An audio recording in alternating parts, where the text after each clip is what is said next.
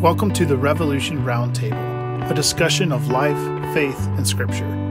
We are people just like you, living real, often messy lives, and we're committed to helping each other live a little bit more like Jesus every day. Let's join the Roundtable now. Well, hey everybody, welcome back to the Roundtable. I am Nate. I'm here with my good buddy, Matt Pryfogle. How you doing, Matt? I'm good, man. Feeling good. We're at Black Dog Coffee. Yeah, Black Dog Coffee in downtown change of Logansport. venue for the Roundtable. So. Yeah, this is a great venue. We even have a round table.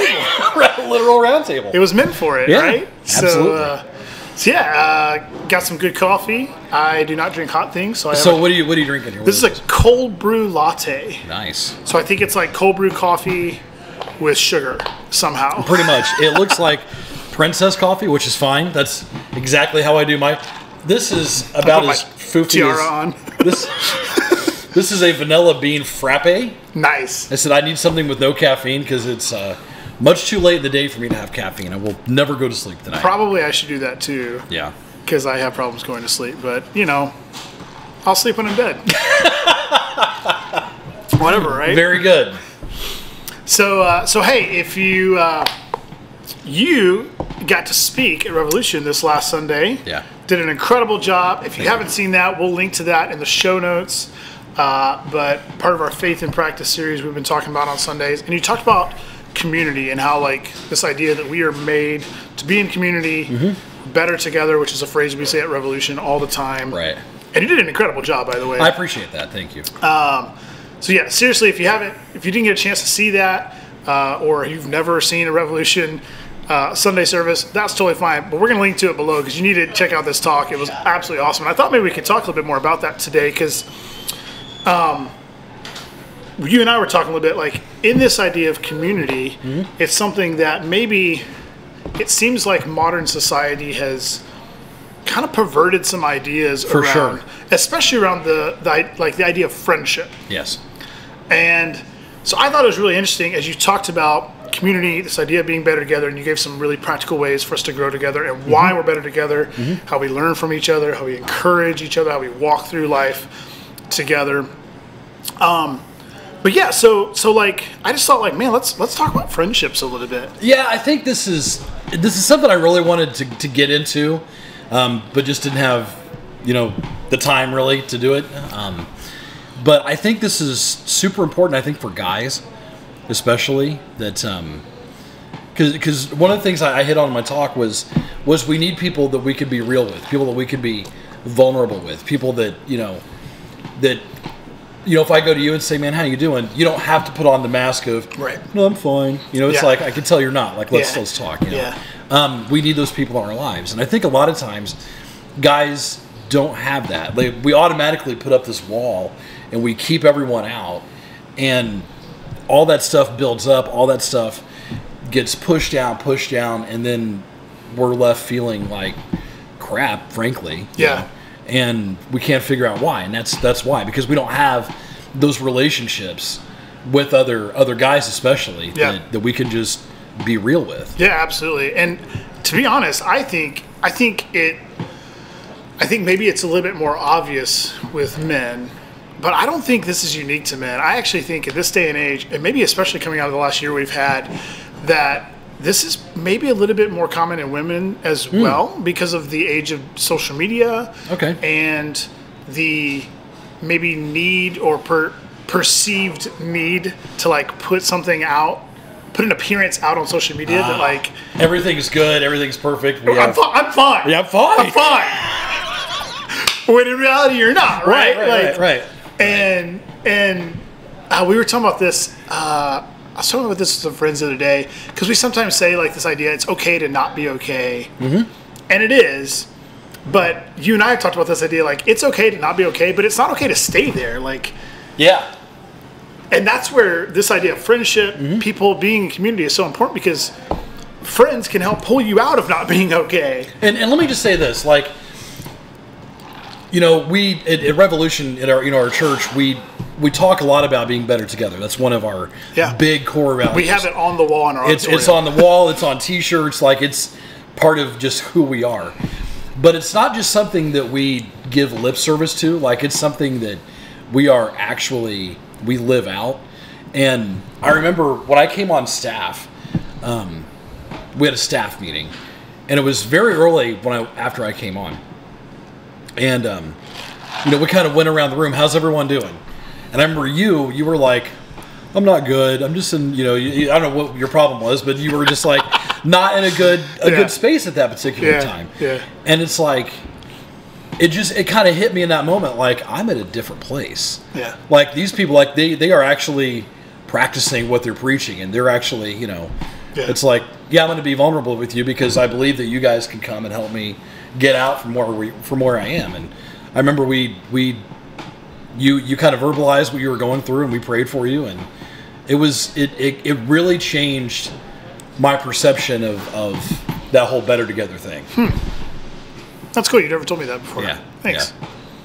Yeah, I think, and this is harder or easier for some people. Like, I don't think it's easy really for anyone, but it's easier maybe for some people the way they're wired. Like, I'm wired to be very open. I kind of wear my heart on my sleeve, and which I'm the exact opposite. I'm wired to keep it all in. Right. So what you did was you showed me it's okay. Yeah.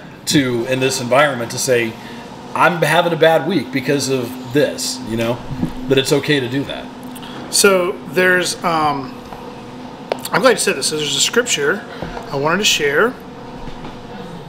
I'm just gonna look it up here just so I can read it out of a real Bible. I just got this new Bible. I'm super excited about it. The leather bound. It's the Message, which I already have one, but the one I had is like a study Bible, and it's like hardback. This is total first world problems. It's hardback and it's huge, and I love it because there's so much good stuff in it. It has great commentary from Eugene Peterson, who is the guy that did the Message translation. But I wanted one that was easier to keep in my backpack, so I just got this one, and I'm really excited about it. So this is Proverbs 18, which talks a lot about this idea. All of Proverbs 18. So go check that out. But I love the very last verse of Proverbs 18 says, "Friends come and friends go, but a true friend sticks by you like family." And I love that because I think that's maybe what a lot of us might be missing right now are true friends. They're no matter what happens, they're there. Yeah. I saw, I think it was maybe a meme or it might have been a video, but it was a man was throwing a party, and so he said to his kids, "Hey, go invite the neighbors, all of our friends, whatever." And so his daughter went out and said, "There's a fire at our house. We need help." And I think it's hilarious, but it makes this point. There's a fire at our house. We need help. And so the people that came, they're like, "There's no fire." And she said, "No, but you guys are the ones who are true family. You came to help us out. You're the ones we want here for this party." So I thought that was interesting. I don't know if that's the right way to go about making friends. I was going to say that. Don't go lying to your friends to see who's a true friend. But it stuck with me. So that's interesting. So what? Those that didn't come, or it's oh, now I know. They're jerks. They're not real. They're not real friends. All right, you're dead to me now. Thanks. So let's dive into this a little bit. You kind of made the point for men especially, it can seem like this is something we don't necessarily grab onto. Why do you think that is? I think it's because if we show that we're vulnerable, if we show that we have struggles, then in our minds, we've been conditioned to say, then you must be weak. Yeah. Then you must be not as strong as this other guy. He has it all together. Look at him. He's not strong. Yeah. Yeah. I had two examples in my talk at time where I broke down uncontrollable crying because I had let so much stuff build up, and it's why do we let ourselves get to that point? Excuse me. And I think it's just because that's just how we've been conditioned to deal with things. Push it down. Yeah, absolutely. I didn't mean to burp in the middle of that. I'm so sorry. No one noticed, probably until caffeine. I think there's definitely something there. We're conditioned to be tough. No, you better not cry. I'll give you something to cry about. Yeah. That's something I used to hear in the South. Especially those of us that have parents from a certain generation. Yeah. That's how they were raised. That's how we were raised. It was a generational truth. Oh, for sure. Yeah. For sure. That's really interesting. I wonder, so I know in my life of certain men, you're one of them, that I can talk very openly and honest to. But I think that like, how does that start for people? Like, if I'm a guy and I don't feel like I have anyone I can really be honest with, like, how do you even start that process, do you think? I think it's interesting. I think for one thing, it takes a great deal of trust. But I feel like from what I've seen in my own like faith walk is that if you have a friend and both one of your common things is your love of Jesus, you get there faster. Mm-hmm. Right? Like you get there at a much quicker pace than if it's not. Yeah. You know what I mean? That's a great point. Like if you don't have that, then I think there's a lot of trust and there's a lot of common ground that needs built up to get there. Yeah. I like that you said it starts with trust. I think one thing, I don't remember if this was spoken into me in these words or if it's just popping into my head, but like so many people say like, oh, trust has to be earned. And I disagree. Yeah. I think trust has to be bred. Okay. B-R-E-D, not E-A-D. Like, you have to first give trust. Yeah. And then you have to, like, nurture it. Yeah. And so one thing I found in my life is, like, I tend to give trust very quickly. And I've been burned by this. Like, I'll be honest. Mm-hmm. But it's been way more in the positive than the negative. Right. By giving trust quickly. And I think, like, opening up about my own life is a way to do that, you know. I think that breeds trust in others. Sure. So sure. I know it's kind of like, if I'm trusting you with this, then I want that to be reciprocal, and to know that you can trust me with what you have. Yeah. Yeah. And I don't think that's a common idea. Yeah, for sure. But I think the world would be a better place if it was a common idea. Right. Because a lot of times you're right. There's a lot of skeptical eyes. Like, do I really know you? Can I really? Yeah. Right. Do I really know who you are? Sort of thing. Yeah. For sure. Yeah, I mean, and part of me, like the parent inside of me, is like, you have to be careful. As my kids get older and there are things they want to do or people they want to hang out with or whatever, like sometimes it can be hard to extend my trust onto my children and to others. Yeah. But it's the same thing. Like that trust has to be bred. Yeah. And so. I'm not telling anyone how to parent their kids. I'm not the expert by any. That's a whole different episode right there. Any stretch of the imagination, yeah. But excuse me, that's interesting. Yeah. So I wonder. My wife and I talk about this sometimes because I'm an extrovert. Mm-hmm. I love being around people. I don't love crowds. Okay. Funny enough, like people think if you're an extrovert, you just love like being in tons of crowds of people. That is 100% not the case. Right. I like spending time with small groups or one-on-one like this, even with certain people. Like I love it. And when I'm alone, I get like I have to play a video game or like read a book or binge a TV show because I'm like I get lonely so fast, so fast, you guys. Right. But my wife is the opposite. She's an introvert, but crowds don't bother her at all. Okay. But because of kind of her personality, it takes a really long time for her to develop a friendship with someone. But once she develops a friendship with someone, like it's really deep and it like kind of lasts forever. Yeah. So like I have friends, I've lived kind of all over the United States. I have friends all over, but I don't necessarily talk with a lot of them that much. Yeah. I talk with the people that are around me more. Right. And she's the opposite. Like she still keeps in really close contact with friends from different areas where we've lived. So how do you think like, I wonder how this idea that like social media and perceived images or perceived self-image or whatever, like how does that affect how people think about friendships? You know what I mean? Yeah, that's a good question, actually. Yeah. Because I know one reason we dove into this, we talked about this movie that you watched recently. You could say what it is if you want, but where there's a friendship. Yep. And there's been like talk about this friendship being something that it's not. Yes. At least what it does not seem to be in the movie. Right. And I wonder if some of that plays out like in real life for people like on social media and stuff. Yeah, I don't know. That's interesting. Or if it's because it's a movie, then we could project whatever we want into it. Right. Like it's a different reality, so we can project whatever we want on it. Yeah. I don't know. That's a good question because this movie, to me, there's so much that has been written about it that that the relationship between the two main characters. And it's a children's movie. Yeah, yeah. So it has to be this. And it's like, I'm watching this, and I'm like, they've clearly never had a best friend at 10 or 11 years old. Yeah. You know, because that's exactly what it looks like. Right. And then all of a sudden, when a girl gets involved in a best friend, but between two boys, it's like, yeah, she becomes the bad person. You know, to the best friend. Yeah, that's just how it works. Yeah. And it's like, I could totally see, a different reality in this movie than what was being projected into it. It was really interesting. Yeah. But it just made me think that, do they get friendships wrong all the time? Yeah. In some of these movies. In this instance, it's someone trying to sexualize something that's not meant to be at all. It's just literally a brotherly love, a friendship. Yeah. But that got me thinking, like, how do we project these things onto our own relationships? Or I don't, you know what I mean? Like, I don't know if there's something there that with the exposure, like, we've never been more exposed to the world, right?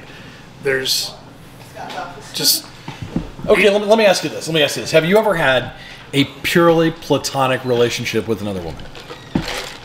Yeah. Yeah? Yeah. Not like super, super deep, but yeah. I've had good friends that were girls. Yeah. I mean, I have too.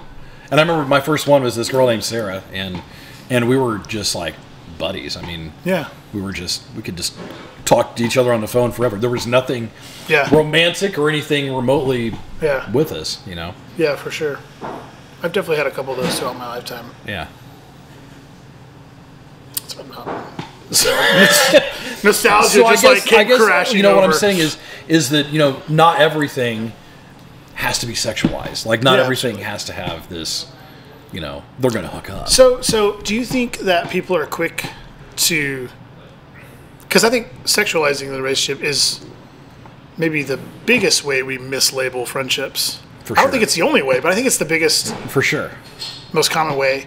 Like, do you think that happens so much because people don't understand what a friendship is? Like, do people not have close friends anymore? Is that a thing?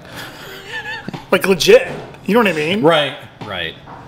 I don't know. I mean, I have a 15-year-old daughter, and she has a best friend. My son, he's going to be 13 this month, and he's got a best friend. So it's still a thing. It looks different than when I was a kid. Yeah. For one thing, it looks way different. There's much more, virtual communication. Yeah, sure. Between them, and that's okay. That's how they've learned to emote and talk and deal with one another, and that's a whole new different thing with that. But yeah, I mean, there's still. Let me ask you this: friends. Do you right now have someone that you're like, that's my best friend? Not your wife. Yeah. Because obvious, absolutely. But yeah. I don't know that I mean, I have definitely some really close friends. Right. I mean, I feel like you're one of them. Mm-hmm. But I don't know if I have one that I could say, yeah, that's my best friend. That like beyond enjoying hanging out and that like we support each other, like what you talked about Sunday, we support each other, we learn from one another. I mean, somewhat. Like I have a good buddy named Matt. Shout out to Matt if you're watching. Lives up in Michigan. Different Matt, but I have a lot of friends named Matt, ironically. Like so many Matts. Sorry. It's actually my brother's name too, Matthew, but he goes by Tyler. Anyway, yeah, I've got a good buddy up in Michigan. Like we're in a very kind of similar life stage with kids and marriage and all this kind of stuff. And, we lived together at a camp we worked at when we were younger. And so we've always had a close relationship, but like, I don't know if I could even single him out and be like, yeah, he's my best friend. I don't know. Yeah. I'm Is there a certain criteria that would, Yeah, I don't know. Qualify someone as your best friend? I mean, what would you say? I don't know. Because I feel like it's different being an adult than it is when you were a kid, 100%. I have another really good friend, Alan. Shout out my buddy Alan. Lives in Texas. We hang out at least once or twice a week. But he lives in Texas, so the way we hang out is we play video games online together. And while we're playing video games, we chat about life and all kinds of stuff. Right. I'm praying for his sister's boyfriend right now because he has like brain tumor stuff happening. But like, again, like it's very different. Yeah. When we were kids, we hung out all the time. We rode bikes, played in the sewer river. It's like we called it the creek, but it was really A sewer river. in South Texas. There's not a lot of water, y'all. So we called it the creek, but it was basically like a sewer river. like That's overflow hilarious. to sewage. Not like brown water sewage, but you know what I mean. Like when it would rain and stuff, that was where the water collected. Yeah. And then as we got older, like we played a lot of video games and that kind of stuff. Anyway, sorry, that was super random. My mind is going like, Sure. So, what do you think it is? Why is it? Do you think it's? I just completely lost my train of thought. Why do you think the older you get, it seems that this is so hard? That's a good one, man, because I think that I think a part of it you got to think it has to partly be we've let so much life experience get in the way and sort of affect how we deal with other people. Yeah. You know, like you said, that you've been burned by letting people trust before. Sure. And so maybe that starts chipping away at how you approach the next person in your life. You know, Yeah. I'm not going to give them so much as I did before. Yeah. And then, you know, then it just becomes once you get married and you have kids and you have your job and you become this tight little unit, and suddenly you kind of lose that skill of how to connect with other people, you know? That's interesting. So, like, life experience kind of like insulates you from Yeah. real relationship, which, you know, as you talked about again Sunday, like, is what we're built for. Right. That's interesting. So I'm thinking about, I have a 7-year-old daughter, and she is like the happiest, most like carefree person in the world. She Like, is. she's just a little hippie. She is. There's really no other way to describe her. She's a hippie. Yeah. And such a free spirit, and like nothing, even when she gets like hurt relationally or mentally, like she bounces so easily. And sometimes I'm worried for her as she gets older because like she's gonna get hurt real bad. It's and gonna like be, yeah. and it's gonna happen. And I would love to save her, protect her from that, but like that's how you learn, right? It's gonna happen one day. Absolutely. But one of her little friends, this week, like something happened where they were sitting next to each other, and then her friend had another friend come, and so her friend kind of like let the new friend sit next to her, and Layla was kind of bummed about that. But she didn't even say anything. This was at church. She didn't even say to me anything. I learned about it from the other girl's mom. Yeah. And the other little girl was like all worried, like, I think I ruined my friendship with Layla. And I was just like, oh my gosh, this is a 7-year-old girl. Like, Yeah. but we don't think like that as adults. Like, oh, I may have ruined this friendship. Like, Yeah. but that friendship is so important to them as a child. Yeah, for sure. So like, For sure. what is it that, like, you know, is it that life experience that makes us like callous to that? Like, part of me, I heard that and I was like, oh man, I want that for my life. Like, I want to be so worried about the friendships in my life. Not worried, but like, But part of it is just like okay, you know, we're doing this right now, but like next week if you said, hey, my buddy's going to be in town, well, I'm going to do the podcast with him. That's fine. Like, Yeah. I'd be okay with that because I understand our relationship. I understand where we're at. yeah, You know what I mean? that's true. So there's a greater understanding. Yeah. Yeah. I'm not a full adult yet, so. we were doing some research, On what being an adolescent is versus young adult and all this stuff. and if you've never Googled what is an adolescent, like what is the age range, I encourage you to do it. Yeah. Pause this right now and go do it. And maybe like in the comment or write us an email and tell us what you think the age of adolescence is before you look it up. So I thought an adolescent was just like anyone who's a child. Right. Like, you're not an adult, you're an adolescent. Mm-hmm. That is not the correct. Not at all. The correct definition of adolescent. And so you kind of threw out like, I thought it would be somewhere between like 12 and 18, yeah. around that. I think you said like 15, 16, that Yeah. range. Yeah. And I was like, oh, okay, so like a teenager. Yeah. And so we Googled it, and I think it said from 10 to 19. 10 to 19 is adolescence. Is adolescence. Although, interesting, there was one site, it was Yeah. like a government website or something, Right. but not U.S. It might have been another country or something, but it was saying the new adolescence, and it was throwing out this idea that adolescence actually goes from 10 to like 25. Which is interesting because I know a crazy. lot of young 20-year-olds that definitely I think of as adults, and they think of themselves as adults. But like scientifically, your frontal lobe is not fully developed until you're around 25. So I mean, there is some scientific truth. There's some truth to that. But I got married when I was 20 years old. Yeah. I was definitely still a child. My wife could do a test to it. She was less of a child, but anyway. It is funny. You think when you were 20, and it's like I didn't know anything.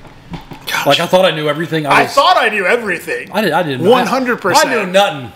I think if there is any one truth, someone asked me this a couple months ago. They're like, "Do you feel like as you've gotten older, like what's like the one piece of wisdom that you feel like you've really gotten to place?" And I was like, "The older I get, the dumber I am. Like the more I understand how little I know." So, I comprehend how dumb I am. The older I get. For sure. Which is, he was kind of like, well, that's kind of sad. This is a younger guy. He's like, that's kind of sad. I'm like, it's not. Like, it's actually freeing. Yeah. Because when you're in your 20s or whatever, you think, like, I'm going to go save the world or change the world or whatever. And then you just, like, start getting, like, shot down, destroyed. That's not going to work. That idea failed, whatever. Yeah. And then eventually you're like, oh, wait, like, I don't have to have all the answers. I just have to, like, be a productive member of society. You know what I mean? Like, just try my best. And anyway, that's really funny. We kind of went off on a curve there. That's my bad. Tangent. That's all right. Bunny trail, shiny object. That's okay. So what would be your piece of advice to someone who right now is like kind of what I said, like, I can't identify, like, a best friend in my life, but I want that. Like, I recognize that there's truth to this idea that friendships are important, and maybe I've misunderstood what friendships could be, which we could talk all day about that. Right. But what would be your piece of advice? I would say just don't be afraid to connect with someone that's maybe outside of your normal circle. Yeah. Because I think the other thing that I haven't really mentioned is that a lot of times we get so caught up in what we do for a living is our identity, and so the people around us are who that's all we connect with, and it's like eventually you're probably going to leave that job and you're going to leave those people behind. So don't be afraid to meet people outside that circle of where you work or whatever your job is. Because that may not always be, I mean, maybe maybe not, maybe the person you work with is your best friend. That's the beautiful thing about it. Like, I don't think there's anything wrong with that. No, absolutely not. I think there's definitely some truth to, like, your identity as a person should not be based around what you do. For sure. Because that can be taken away like that. I had to. It took me so long to figure that out. Yeah. So long. And I'm glad I did, because you talk about being free. Like, that's wow. I'm not tied to that. This one thing. I can be something else. And that's awesome. It took me so long to figure. Well, and I think I love that idea. Like, our friendships can be anything we want them to be. Like, we don't have to be. I think it's really easy to think of friendship be like, oh, I need to find someone who's like me. I would almost say you need to find someone who's not like you. Like, you might have some common interests, but I'll include you. Of 3 of my really close friends, I have very little in common with any of them. Like, you and I have in common that we work together and that we both really like music. We play guitar. We like very different types of music. Yeah. But we have so much more not in common that, like, become strengths to one another. And I think it's the same with, like, my other buddy Matt that I mentioned earlier, my friend back in Texas. Like, very different personalities. Yeah. Even my wife. I mean, my wife is, we're opposites. Yeah. In almost every way, but we, come together to make a stronger. That's how my wife and I are. We're very different, but same thing. We come together very strong. Yeah. And so just because maybe that guy doesn't like big trucks and going tubing or something. I don't know, whatever it is. Yeah. Like, doesn't mean you can't have a close friendship there. For sure. Cool, man. Yeah. Any parting thoughts? I just kind of what I wrapped up on was we're not designed to be alone. I firmly believe that. I mean, from the book of Genesis, when it talks about God creating Adam, one of the first thing he did was, you're not supposed to be by yourself. Yeah. And we're not. Like, we're not meant to be alone. We're not meant to go through life as on our own path, and it's like we need to surround ourselves with other people, you know, and even if that sounds like the worst thing in the world, Yeah. you know, and it's like I know so many, especially guys, that just say, I just want to live in a cabin by myself, away from everything, and it's like, why? I mean, there's so many people that you could bring in your life that could add so much to your life that you're missing out on. Yeah. You know, and don't be afraid to let that happen. Yeah. For sure. That's good. I like that. If someone who's maybe a Jesus follower, Christ follower, wants to see what God's word says about friendships, what are some places we could look in Scripture? Oh, wow. Okay. I would say one that we talked about before this was the story of David and Jonathan. Yep, King David, one of the Yeah. most famous characters in all the Bible. Right. He Yep. had a best friend named Jonathan who was Yep. the son of His enemy. Saul. Yeah, the son of David's enemy. Yeah. And they had a very interesting relationship. Yeah, And, super interesting relationship. yes. So you can find that story in the book of Samuel. Book of Samuel, yeah. And First elsewhere, but Samuel. mostly in First Yeah. Samuel, Yeah. And then, you know, just I mean, I go back to Jesus and just how he treated people, and how once you read through the Gospels and you see how he treated people and loved people and brought people around him, Yeah. and had compassion and all this stuff, I thought it was great. Yeah. You know, and the series that we got coming up called Traveling Light. Spoilers. Right. It kind of picks up on this theme of, well, one of the things Jesus did is he sent out his 12 disciples, but he sent them out 2 by 2. Yeah. He didn't send them out by themselves. Right. He sent them out in pairs because you're better together. You're better to go do something with someone else along. Yeah, absolutely. You know. When even, you know, somebody, you think about like Paul, who's this church planter, you know, planted churches all over the Mediterranean area, and wrote a big old chunk of the New Testament, but like he had people with him. He had Barnabas or Silas, or like he had different people with him at different times. And he was really good at encouraging them, praying for them. He was really good at, honestly, you know, rebuking them when they were doing stuff wrong. He would call them out. Yeah, he would call them out. He had no problem. But you know, we need that. Like, we got to have that in our life. We got to have people that are like, dude, you're messing up, man. What are you doing? You know? Yeah, absolutely. Good stuff. Yeah. So, pretty much into the New Testament. Pretty much. But especially in the Gospels, Matthew, Mark, Luke, John. Hit it all. I think in John you can read, because the Gospel of John is written more as a story. Yeah. Not as a, Matthew, Mark, and Luke are kind of more like, here's what happened. And John is more like, I want to tell you a story. So go read the book of John. Yeah. Or 1 Samuel, you can read about David and Jonathan. Super, super interesting. And just fascinating stuff happening, like, outside of the ideas of friendship. Just fascinating stuff happening. War. Oh, and 1 Samuel, 1st, 2nd Samuel are awesome. Yeah. I mean, just absolutely awesome. Like, if you have little boys Yeah. and they like adventure, just read 1 Samuel. Yes. Great stuff. Yeah, anyway. Good Bye, stuff. buddy. All right, Thanks, man. Thanks for your time. You too. This was good. And thank you for hanging out with us. Be sure to drop us a comment. If you have thoughts, we'd love to hear you. You can go to revolutioncc.org/roundtable and drop us an email there or whatever. Or you can leave a comment on the video if you're watching the video.